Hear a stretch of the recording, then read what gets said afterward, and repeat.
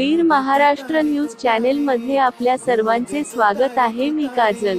औसा येथे राष्ट्रवादी काँग्रेस शरदचंद्र पवार पक्षाच्या पक्ष कार्यालय येथे राष्ट्रवादी काँग्रेस शरदचंद्र पवार युवक तालुका सरचिटणीसपदी रितेश मोतीराम चेंडकाळे यांची नियुक्ती करण्यात आली।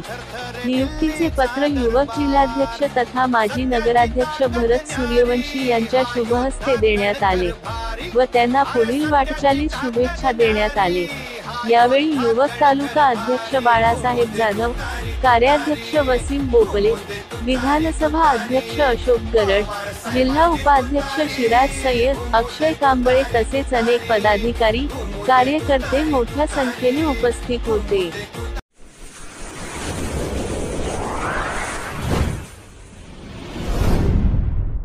वीर महाराष्ट्र न्यूज चॅनलला लाईक आणि सबस्क्राइब करा। धन्यवाद।